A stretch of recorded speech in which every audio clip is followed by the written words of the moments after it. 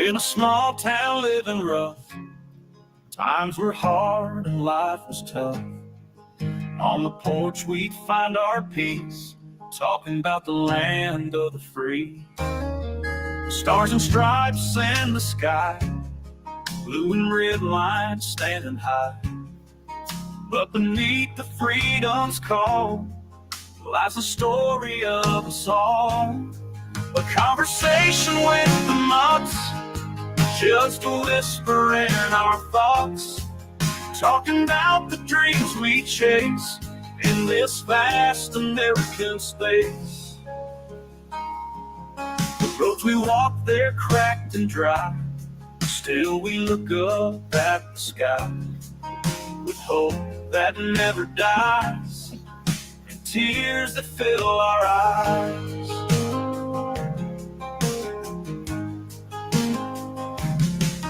Thunderstorms and desert plains, echoes of our joys and pains. From the heartland to the coast, it's the simple things we toast. A conversation with the mutts, just a whisper in our thoughts, talking about the dreams we chase in this vast American space.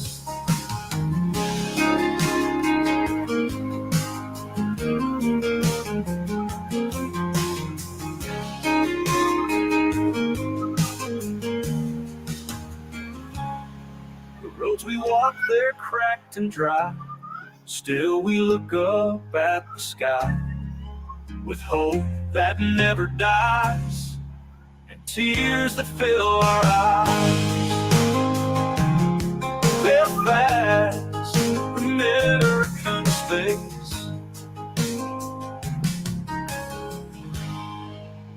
Good evening, ladies and gentlemen, and welcome to A Conversation with the Mutts. I'm your host, The Mutt. And I'm Mrs. Mutt. And tonight we're going to discuss what is potentially one of the most haunted and most deadly roads in Hampton Roads, and that is Elbow Road. Actually, some consider it Virginia's most haunted street, period. Yeah, that is true. Some consider it the entire state. She is correct.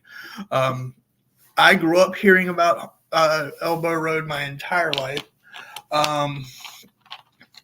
and have been down that road many times. In fact, I have a very close family member who lives less than a mile. Well, actually, a little over a mile. I'm sorry. From the entrance of Elbow Road. Now, Elbow Road starts in Chesapeake. And if you look it up online, it'll tell you it's in Virginia Beach. And the majority of it is in Virginia Beach.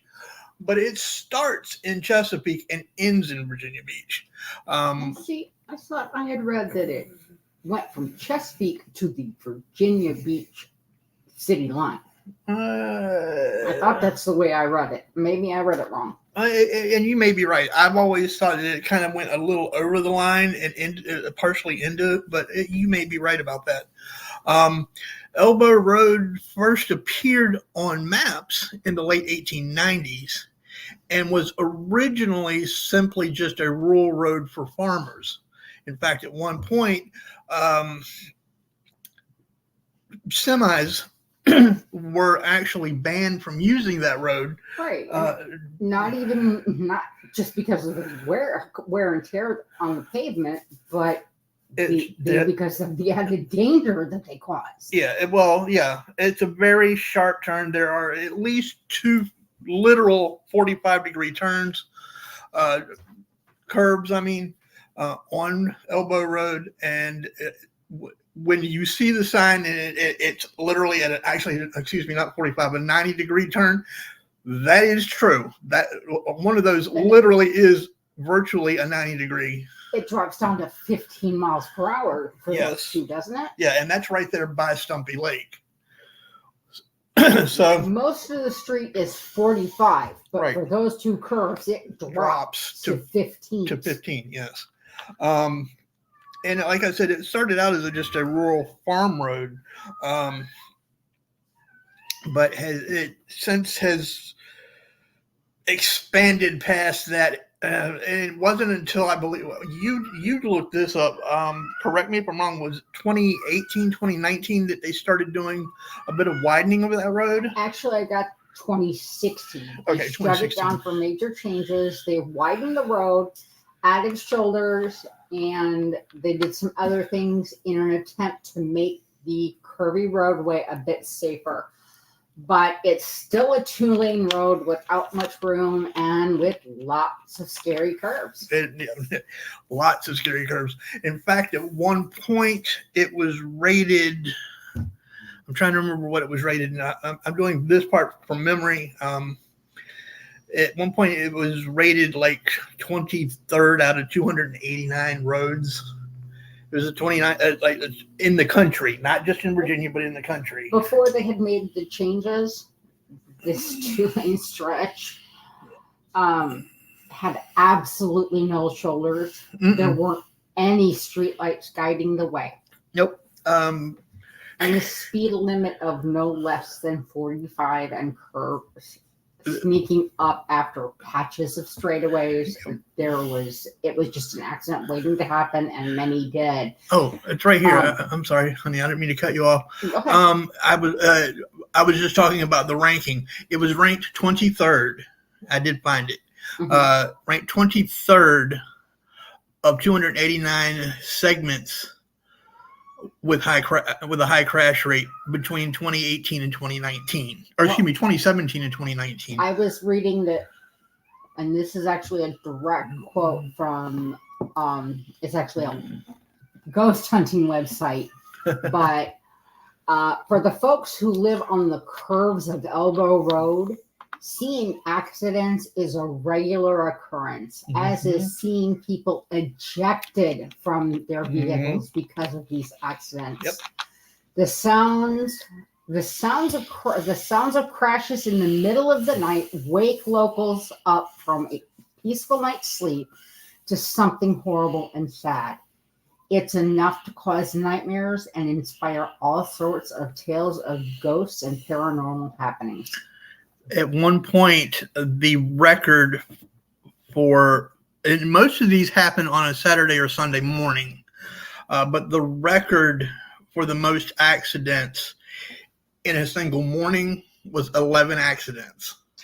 Yeah. 11 separate accidents in one morning. They didn't say how many months, whether this was January through June or whatever, but it does say that in just the first few months of 2012, there were 45 crashes, many with fatalities. Oh yeah, I can believe it. And one of the,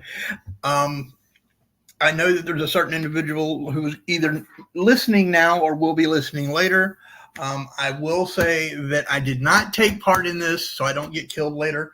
But there was a tradition at one time, and I don't know if it still goes on or not, but there was a tradition at one time that members of the graduating class would travel Elbow Road with the lights out to see how far they could get. Maintaining that 45 degrees even through the 15 mile an hour, or even through that 15 mile an hour curve. I personally never did that. I thought it was ludicrous and a bit insane.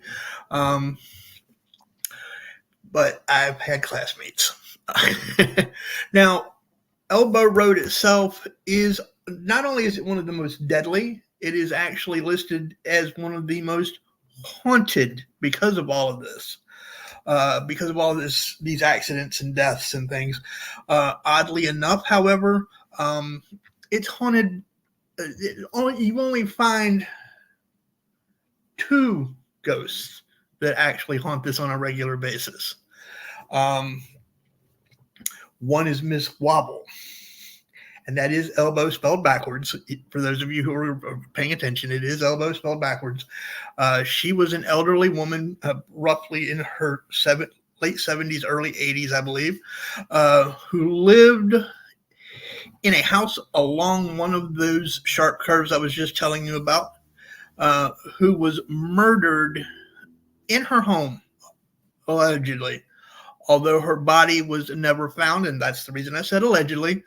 While no one is exactly sure what happened to Ms. Wobble, drivers often report seeing a woman walking along the road, bloodied, battered, and searching for her home.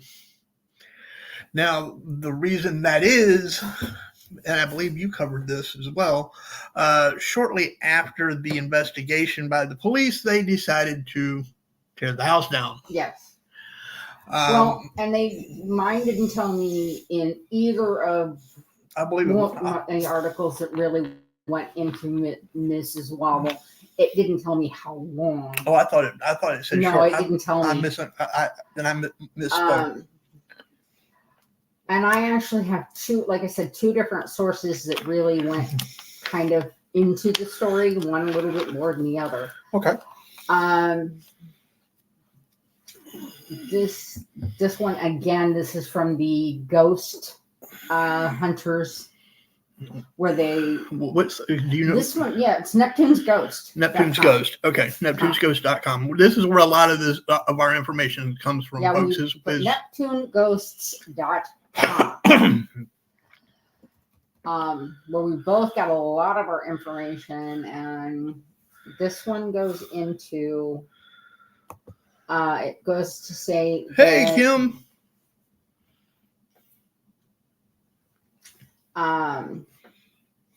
She lived on Elbow Road next to one of the sharp curves. Mm-hmm. I don't know what's going on. It's not letting me see. It's like the end of my... We're having some technical difficulties. But I'm not seeing a drag bar. It's weird. Is it going to let you give some of the information? There, we'll see if that'll do it. Okay. It just was cutting off the words the right side of the screen. Okay.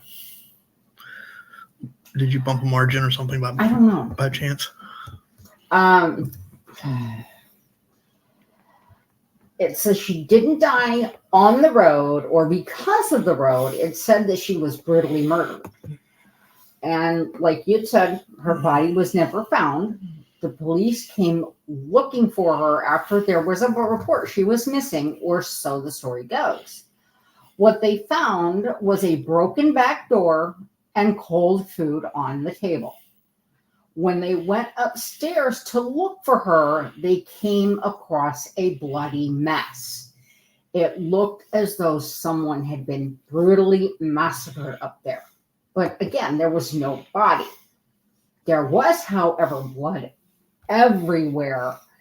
And it looked like there was enough blood. It wasn't likely that Mrs. Wobble could have survived. And at this point, now Mrs. Wobble is sometimes spotted along the side of the road. Locals are known to warn people not to stop if they see a blood-spattered woman walking along the side of the road. Yes. It's just Mrs. Wobble looking for her house. Yep. She lost her house. She doesn't know where it is, She's trying to figure out what happened. The other source I have doesn't go into as deep of depth, but it's got a slightly different telling account of the incident. She lived in a house along one of the bends of the road. Doesn't say along one of the sharpest. One night, police found broken glass at her door, a cold dinner in her kitchen, and no one inside. Doesn't say anything about blood upstairs. When her body was never discovered, the house was torn down. This I thought was interesting. Many believe that when drivers spot the vision of her ghost along the sharp turn, they are rendered unable to keep driving and crash. That could be shock. Yeah. That's what a lot of people. Now, depending on which curb it is, because one curb is on the Chesapeake side, and I wouldn't give you a plug nickel for a Chesapeake cop because they're lazy, or depending on if it's the Virginia Beach side where they're overzealous just to write you a ticket. That may explain why there was not such a vast investigation. And besides that, we're not really sure whether it was prior to Chesapeake becoming Chesapeake. Yeah, we don't know a year. Yeah, we're not sure. Chesapeake didn't become a city until I believe it was 1963, when part of Virginia Beach and part of and South Norfolk merged, Princess Anne County to be exact, and South Norfolk merged to become Chesapeake.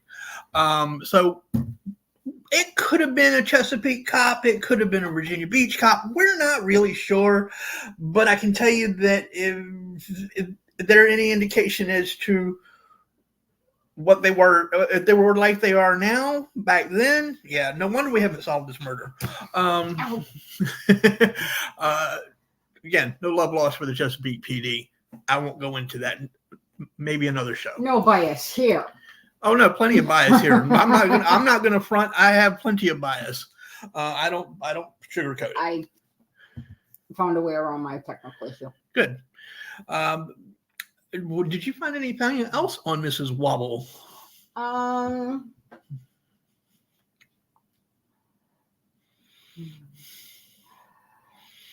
Let me just double check. Some folks believe that it is her ghostly body seen walking on the side of the road that causes some of the horrific accidents. However, the road is definitely dangerous, even without the ghosts around at night. Absolutely. Seeing someone covered in blood walking along the side of the road could definitely cause someone to stop or at least call 911. You have to understand, folks, this literally is a 2-lane road. Now, it's not so much now. It is still very much a 2-lane road in most areas. But back then, it was a 2-lane road in the middle of a swamp, in the middle of nowhere. So for somebody to see that. 2012, it didn't have lights. Yeah, it didn't even have any lights until 2012. So, I mean. So how on earth were you supposed to drive on it in the middle of the night? Well, you want headlights, but, and people used to do it all the time, but, if you see something along the side of the road and it's going to freak you out a little bit. Yeah. Yeah, so. They actually. Again, this is Neptune's ghost, or Neptune ghosts. They do go on to say her home, of course, is long gone. It was torn down, if it ever really existed in the first place. That's their line. Right. Even so, there are reports of lights flashing as though being turned on and off in the spot where her home once stood. I question that. How do they know where her home once stood? Perhaps it's a trick of the car lights reflecting off of something on the side of the road that appears to look like flickering house lights.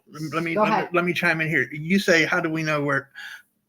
Back then, they would have known where her house would have once stood. And wait, let me finish. Provided how long the story continued, people who had lived in that area could have very easily passed on the message or passed on the story to other people. So you have a general area, but you don't necessarily know exactly where. Okay, but we're getting two different stories here, and one saying somewhere along Elbow Road. Right. The other one is saying on one of the sharp curves. Yeah. So we're not even getting a solid answer between the two stories. Well, I tend to think it was probably the sharp curve down there on the Chesapeake end, but that's because it is a bit sharper than the other. But we have no way to know. We don't know that for a fact, though. That is true. They go on to say, or maybe it's a phantom house waiting for its bruised and bloody owner to find her way back home. I had not heard that one. That's new. That is interesting. Well, like I said, this, is a ghost Yeah, it's hunting. it's the This is Neptune's ghost. tours. Yes, ghost tours. Neptune's ghost. Neptune, by the way, is not allegedly haunted. However, the Norwegian lady is, allegedly. But that's for another night. That's a different night. Maybe around Halloween. We're not sure.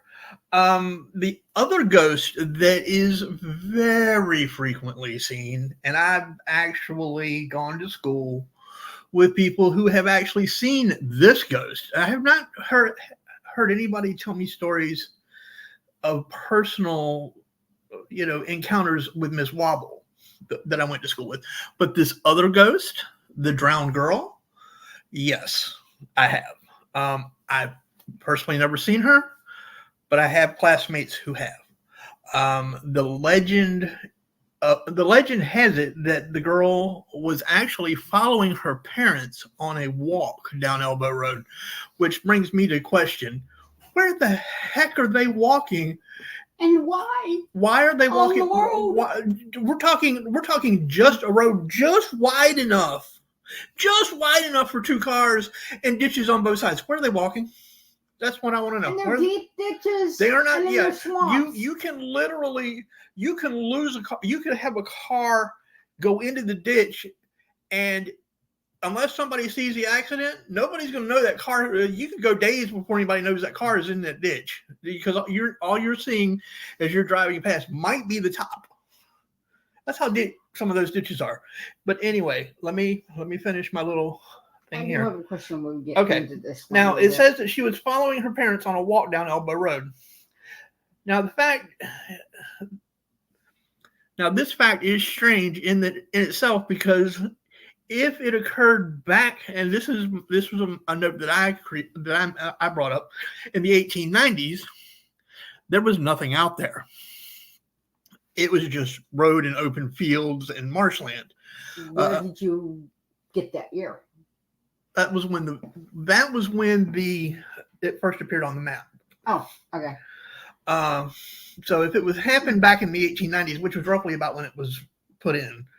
Well, they could have gone for a picnic in an open field. Maybe, but they could have been walking to a neighbor. Okay, maybe. There was nothing out there for miles but woods, marsh, and open fields. Okay, so I'm not quite sure why they would be out there, but Mrs. Mutt brings up a good point.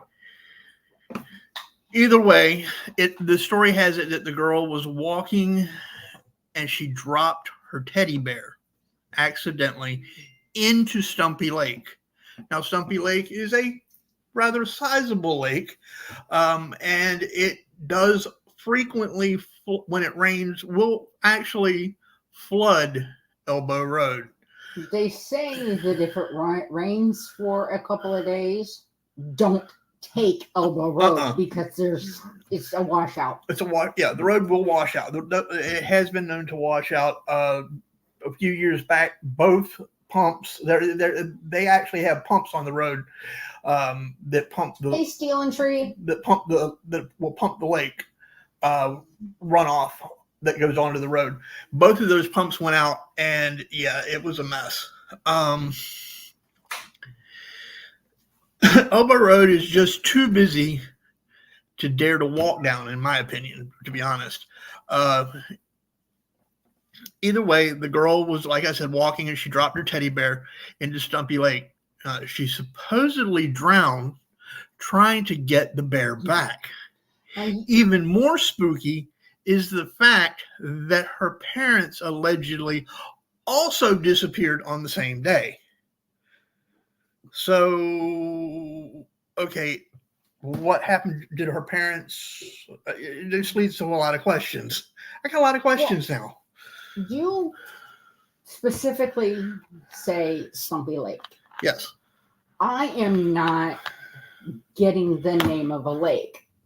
I am seeing, again, going back to Neptune Ghosts, I'm getting a little girl drowned in a lake off of Elbow Road in Virginia Beach. Is Stumpy Lake in Virginia Beach or in Chesapeake? Yes. Okay. Yes. That may be that. Stumpy Lake is the only lake that covers in Virginia Beach. Well, no, Stumpy Lake is the only lake along Elbow Road. Period.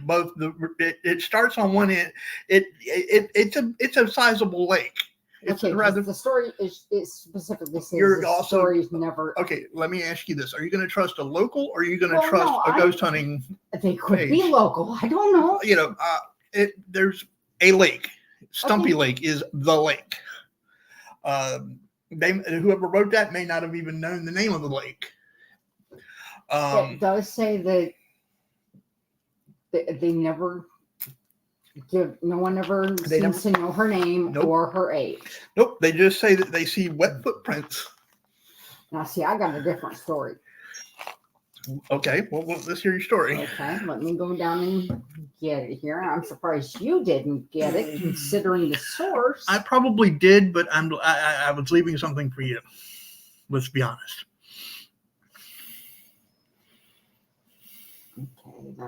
Okay, my question tends to be, where did her parents drown trying to save her? Did they drown? Did they drown her and it goes so far back that nobody covered the murder? It leaves a lot of questions to be answered. Anyway, go on. I gotta scroll down to it because I've got a big section that somehow I goofed up, and it's just blank. Hello, Eric. How are you? I know Danica said hello a minute ago. I don't want to be rude. How are you doing, Steel and Tree?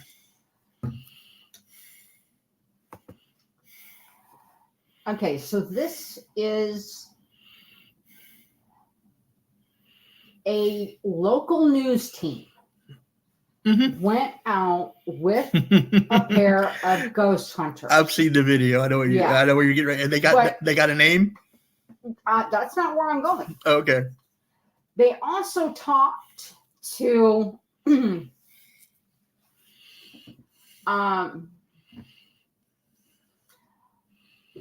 woman by the name of Rosemarie Oliva, who had Ray Lou on her phone, FaceTiming, basically. They were convinced they had an encounter as teenagers with the legendary little girl. In 2001, the two of them, along with another friend of theirs named Roy, visited Elbow Road one night. They said the three of them drove to a gate on Elbow Road. Roy decided to turn all the lights on and put all the windows down. She remembers they were all really scared and they were all alone in the pitch black. There was one point where she could feel something on the side of her face. She was in the front seat, Ray was in the back, and all of a sudden they heard a loud scream. It sounded like a little girl screaming, "Hey." Lou recalls the sound coming from a bit of distance away. It wasn't too close, but it was a really loud scream. It was a blood-curdling scream, said Lou. Well, I will say this about screams. Depending on how far back they go, and there are still some out there, we are known as the Great Bridge Wildcats for a reason. There are actual wildcats that are in the swamps, and when they scream, and it sounds like a woman's screaming. So, depending on it does. It sounds. I'm right. Yeah, but I mean, I think most people can tell the difference between a child screaming and a woman screaming.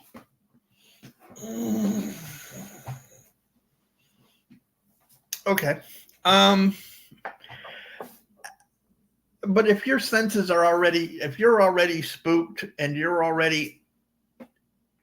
got adrenaline pumping through your veins because you're out there, and all of that can affect what you perceive. Your perception can be altered slightly, I would think, due to already being, amped up, being out in the woods, already being scared, admittedly.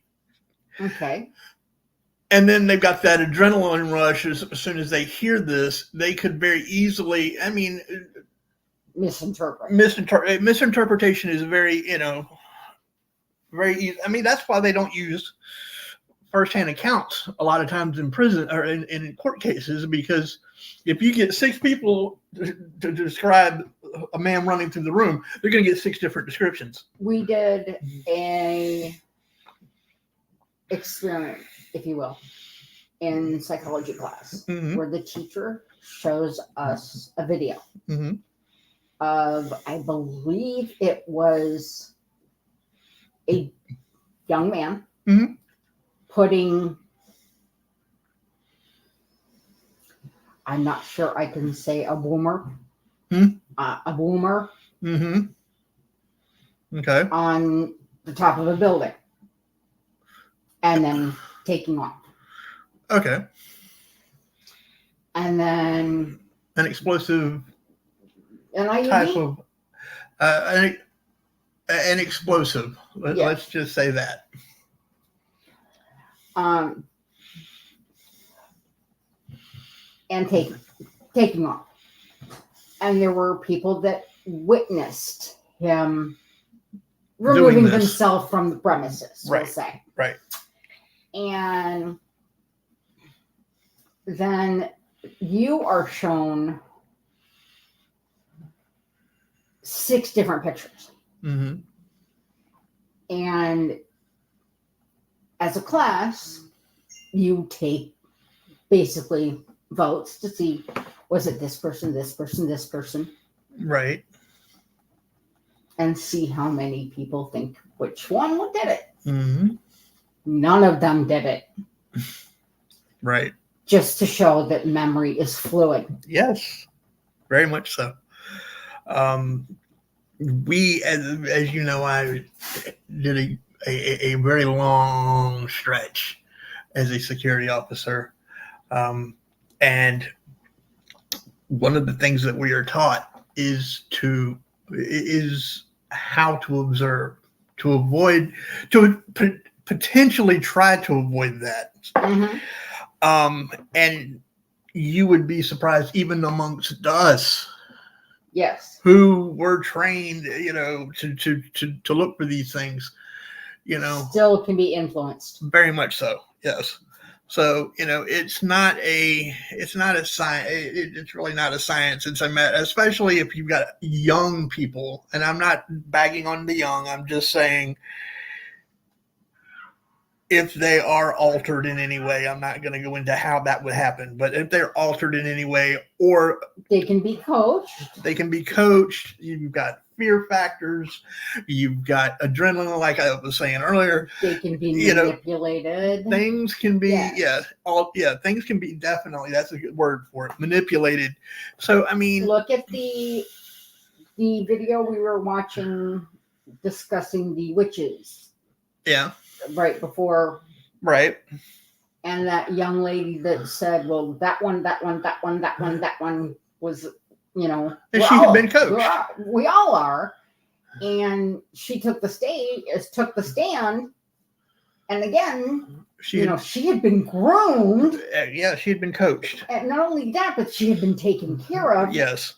Put in a nice room and fed nicely and everything. And she ended up convicting versus being stowed in a dungeon. And because of that, she ended up convicting her mother, her brothers, her sister. There were 12 and her grandmother. And she was rewarded. Yeah. So I mean, it's things can affect your perception, I guess is the point. The long story short, things can affect your perception. Right. So for me, to say that could have been a wildcat that they heard, they could have discussed it and hyped it up in their imagination to the point that between the 3 of them. Yeah, I can see that. So I mean, I'm not saying that's the case. I'm just saying it's just a possibility. It is a possibility. Yeah. Did you have anything else on our young lady? I know that they all say, as is potentially, is not potentially, that's the wrong word, often the case, this young lady is often seen in a white dress. I don't quite understand why they're always seen in a white dress, but not all ghosts are seen. That's in white true. Dresses. There are some seen in black. There have been a couple that have seen in blue. Yes, I was going to say I've seen where they discuss them in blue. Yes. Going back to a little bit about the stats of elbow. Mm-hmm.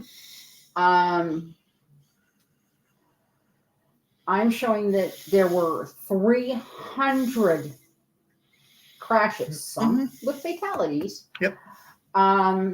Between 2012 and 2019, according to the cities of Virginia Beach and Chesapeake. That sounds about, yeah. Some of them have led to wrongful death lawsuits, although officials say there haven't been any deaths in recent years. There is a gentleman that lives, I believe he lives on Elbow, if I remember correctly. He says, I read it as Elbow Road. I don't read it as Elbow Raceway. Yeah, that gentleman. Yeah, I can't remember what his name was. Last name is Yarborough. Yarborough, yes. Yeah, he lives on Elbow. Yeah, the Yarboroughs live on Elbow. And there's another gentleman by the last name of Long who actually works on transportation projects for the city of Chesapeake, and he says it requires your attention, quite a bit of attention, to drive it. Mm-hmm. Oh, absolutely. I have a very dear friend who potentially is potentially a cousin, who worked for the city of Chesapeake, and has had occasion to work on Elbow Road, and yeah, they say that one tends to make everybody pucker a little bit, if you catch my meaning. Now, I did, going back to the ghost hunt with the local TV station. Mm-hmm. The two ghost hunters that went with them, actually, said that they couldn't find her name because there's no record of it. That she was said to have drowned in Stumpy Lake, and that her parents had gone missing the same day she had drowned. Mm-hmm. People said that when you see the little girl, she is drenched and typically in white. Mm-hmm. There have been reports that if you encounter her, you'll typically hear her laughter, giggle, yep, or a scream. Yep. Now they did. Let's see if I can see where he.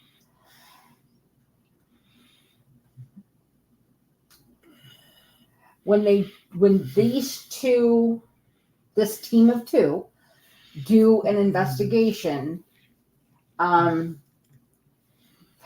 I don't see his first name here. Yep. Brings things like a thermal camera. He also has 2 night cameras, as well as a temperature reader, a spirit box, a digital recorder to gather electronic voice phenomena, or EVPs, and a REM pod, which allows the spirits to communicate with it, lighting up depending on how much energy they can draw. Now, we actually saw in the video that was included with this, that they got the name Ava. Yes. Yep. But they said, and I thought I had it in here, they said they actually got 2 or 3 names. Yeah, Ava was the one that I remembered them saying. Yeah. I believe they also got the name Erica at one point. I believe was another name they got, but hearing that one. But I do remember Ava. I definitely remember Ava, and that's that's an old enough name that could very easily have been the case. Erica is a little more of what they would classify as a modern name, I guess. I don't know. One of the other danger factors Mm-hmm. that we haven't mentioned about this. Mm-hmm. It is a narrow road. You don't have shoulders. Nope. It's dark. Yeah. When you come up on someone coming the other way, Yep. especially if they forget to turn their lights on, Yep. you're not going to be able to see. Mm-mm. And it's all too easy to veer off to the right. Yep. And God knows what you're going to hit. A ditch. More than likely. Tree, lake. More than likely a ditch, to be honest. Or yeah, if you're over anywhere near Elbow, well, more than likely, if you're coming from Virginia Beach into Chesapeake, you're more likely to end up in the lake. But yeah, it is definitely feasibly possible. I need to take you out there sometime and just to show you that how narrow that road is, and maybe even get some pictures out there. Love shooting pictures out there. Now okay. That's a whole nother Henry's story. last name was Cameron. Cameron, okay. Carlton was Kate Carlton. And those were the two investigators? Yeah, and they actually say there are tons of legends from this road. I don't know, therefore I'm not sure why we're really only finding the few we found. Yeah, well, that could be that they just haven't decided to let themselves be known. Yeah. Now, with all of these accidents and everything, there is a third ghost that is mentioned, or phantom that is actually mentioned. He's lesser known, but occasionally you will hear somebody talk about him. And it was a story that was relayed in one of the articles I was reading, where a young man and his friend had to stop because the car was acting up on Elbow, and he got out and he saw a guy in a hoodie and jogging shorts,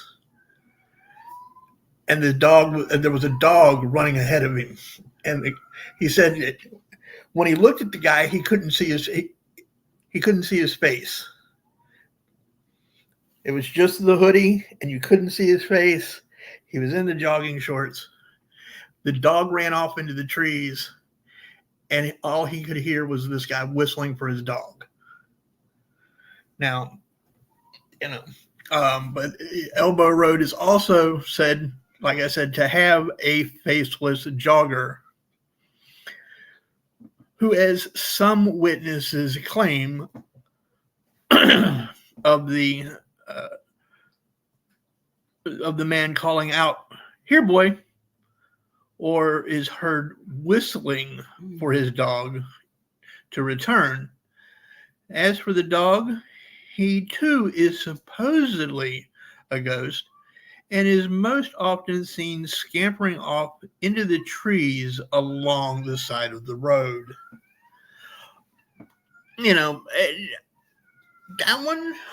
That one is a little lesser known, but it is out there. And so I found that one kind of an interesting little side note, if you will. I had never heard that one growing up. And not until we started doing the research for this did I actually hear about that one. So I don't know. So that's really all I had for Elbow. Elbow is definitely a dangerous stretch of road if you ever visit Hampton Roads. It's only a 5-mile stretch. Yeah, you need to be extremely careful. Not because of the ghost. I have my own beliefs as to what people are calling ghosts, but I'm not going to go into that here. But I will say that the road itself, even with the widening and everything, is still a dangerous road. It is just too heavily traveled to be the small country road that it is, to be honest. There are people who will intentionally avoid going down Elbow. just because of how packed and crowded it gets. It's just backups and backup. And if you have an accident on there, forget it. You're there for hours. If there's somebody who has an accident, yeah, you're not moving. Especially if it crosses both lanes of traffic. You're definitely not going anywhere until that's cleared up. It is a little, like I said, a little 2-lane country road.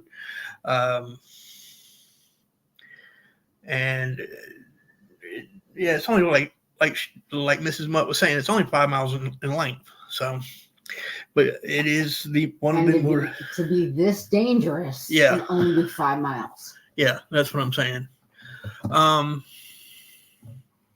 So, do you think that? So, let me ask this: do you think it's haunted, or do you think it's just urban legend? I don't believe in hauntings. I believe in spiritual things being attached to certain parts of the country, but they could be triggered by incidents, I guess you could say. But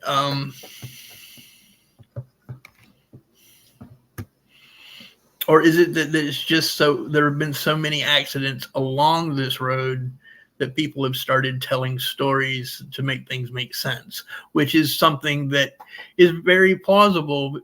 When you've got that much grief and you're dealing with that much loss, people start trying to make sense of things, and that's how some of these urban legends get started. What are your thoughts?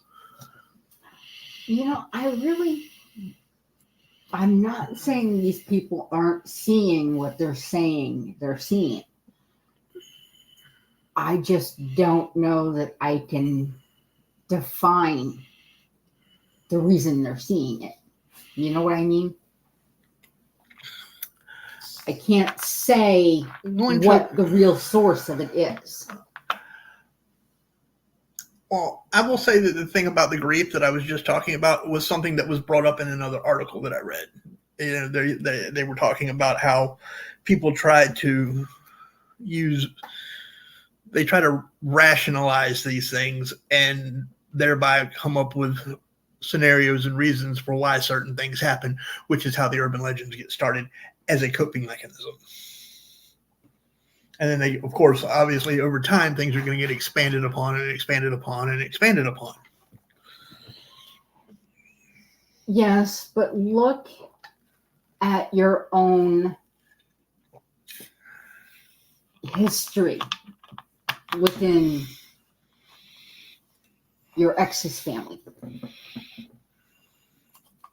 What, with my mother-in-law with the window? Mm-hmm.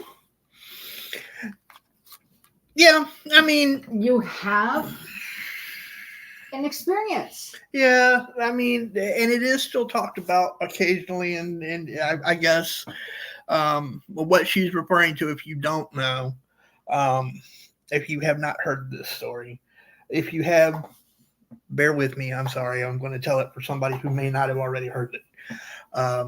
When my now ex-mother-in-law passed away some years ago, I believe it was 2010.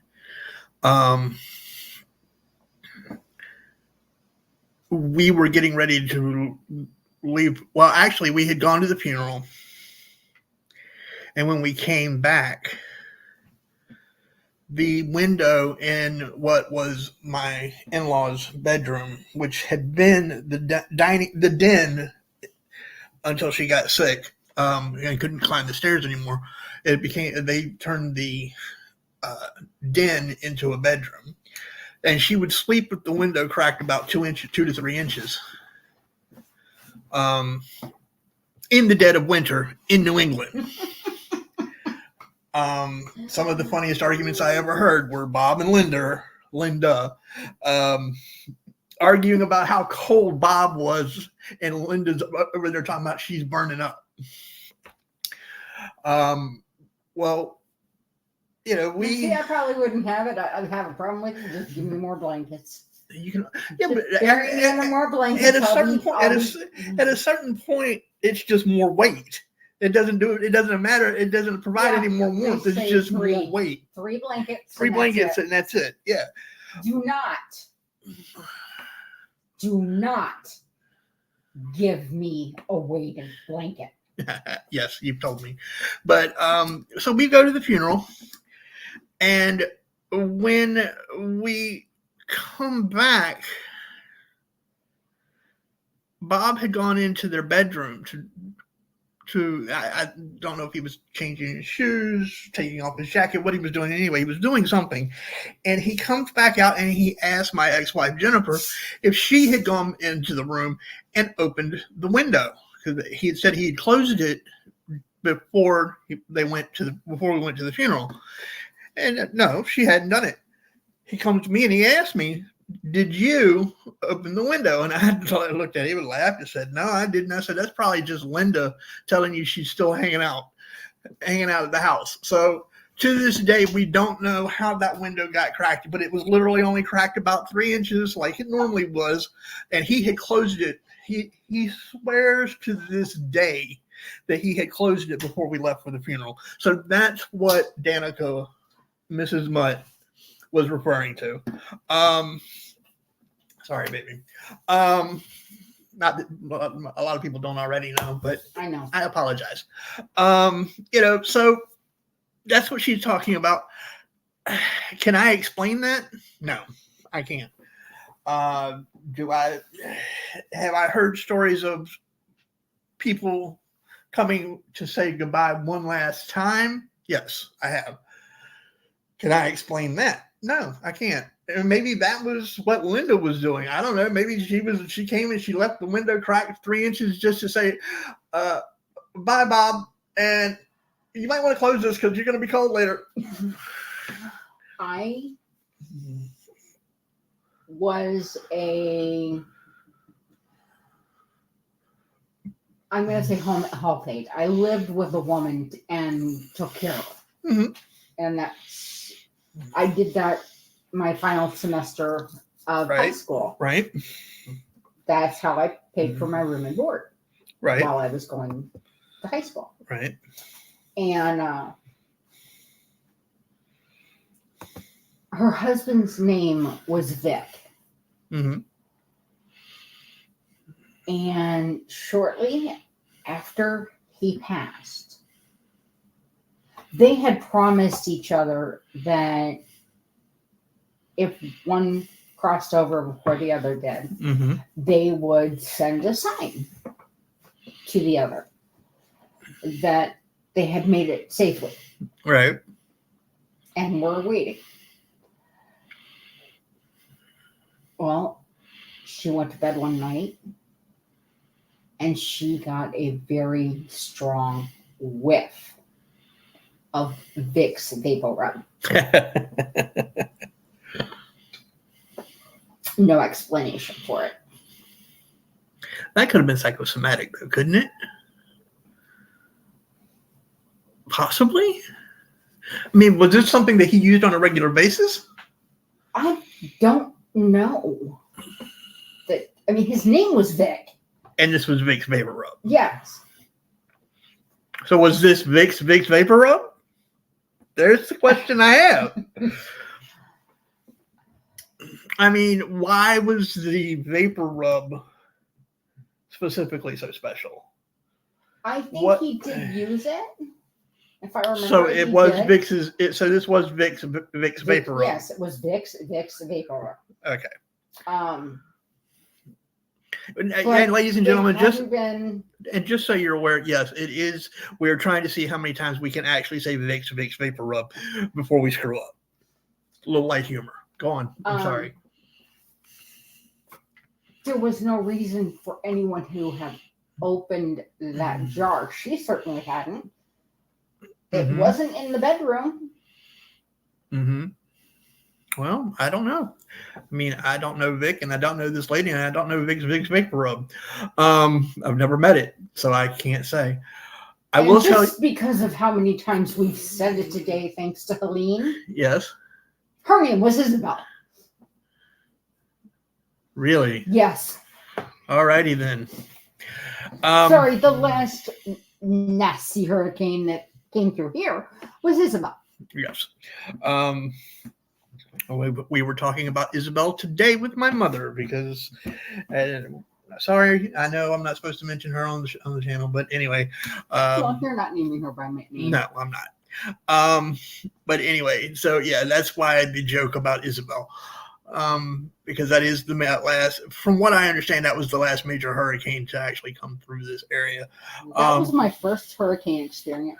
My first hurricane experience here or ever, really, because I wasn't here for Isabel. I was in New Hampshire at the time.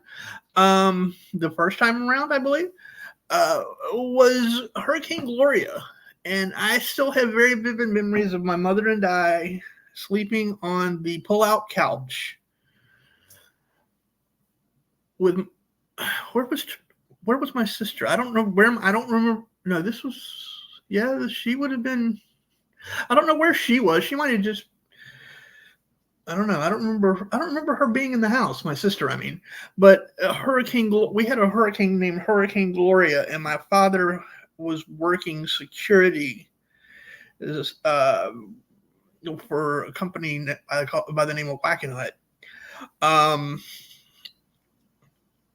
And I remember him driving home in that hurricane.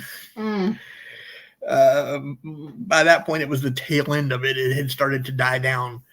And us being in the living room. And because of Isabel. Gloria. Great, thank you, Gloria. The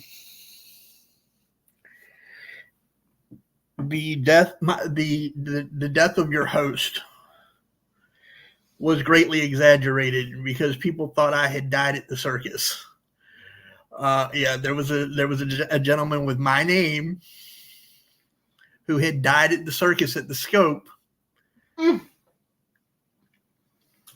Around that same rumors that you're a how tall? I am supposedly, according to Virginia Beach PD, and this is why I laugh at Virginia Beach PD, I am a 6 foot tall African American male with deep dark dimples. And how old roughly?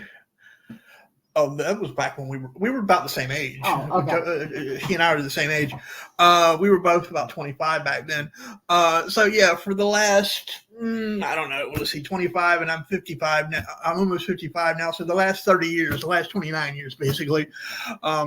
Whenever I'm in Virginia Beach, I have to chuckle and go, "Yep, I wonder if they still got me listed as an African American male at 6 feet tall." For those of you who don't know what I look like, I ain't black and I ain't 6 feet tall. I'm only 5'7". And I'm not a skinny beanpole either. God rest Joe's soul. He was a tall, thin black man. He may not have the dimples, but he's got a great goatee. I love playing with it. Yes, my goatee is her favorite. Yeah. I love running my hands down it. Okay, we're getting off the track. That's all I was saying. We're getting off subject here. Next week, we have already decided what next week's show is going to be. And I've already done my research. She's already got her research mostly done, and I have a good, thanks to someone in my family, I have a really good jumping off point to start my research with. I do want to thank those of you who sent me messages of concern when I said I wasn't feeling well last week. I was just having a blah, one of those blah days, and I just felt really kind of run down. I'm okay, guys. I know that there are still some of you out there who worry about me because I have had some side effects going on from the chemo from a few months back. I'm still having the side effects, but I'm doing okay. In fact, for those of you who are wondering, yes, I have a cardiology appointment tomorrow. That said, we had also decided to take last week off because I had mine. That's true. She also had her own surgery she was undergoing last week as well. Oral surgery. She had an oral surgery. Yeah, she had oral surgery last week, so it was a mutual thing. Yeah, it was a double whammy. But next week we will be covering a government organization that has been quite frequent in the news of late. Jinx. We're going to discuss the history of the Secret Service. I was actually wrong about something. I had thought that the Secret Service had started with Abraham Lincoln. It did not. You'll have to join us next week to find out which president it started with. Actually, what I came across, it did. It didn't. I'm done. Yeah. It became the Secret Service with Lincoln, but it did not start with Lincoln. So you'll have to join us next week to find out who it started with. We appreciate each. This is true, Kim. What's that? She says, haha, I was going to say which one. They have all been in the news. Yes, I know, Kim. That's true. They have all been in the news lately. But no, the Secret Service, which... Maybe we'll do FEMA next. Oh, no. I won't touch FEMA with a 10-foot pole. No, not doing it. That's a whole nother ball of wax. But we do appreciate you all for joining us this week. And again, thank you for the concern that has been expressed for the both of us. We do very much love and appreciate you all for taking the time out of your busy week to join us. So whether you catch us live or on the rewind. Yep. Either way. I know Kim is not going to leave one because, well, I don't think she knows how to press the button, or it confuses her or something. But I'm going to ask the rest of you who watch this, either now or later, to hit the thumbs up. It really, really, really does help. Kim, I know you don't like I know you broke up with the like button, but she's allergic to it. Apparently. I just heard a few days ago, which I predicted way back when, that peeps who took the job can't donate plasma. Yep. And yes, I said the job on purpose. Yeah, no, that's been the case, but we're not going to discuss that on here.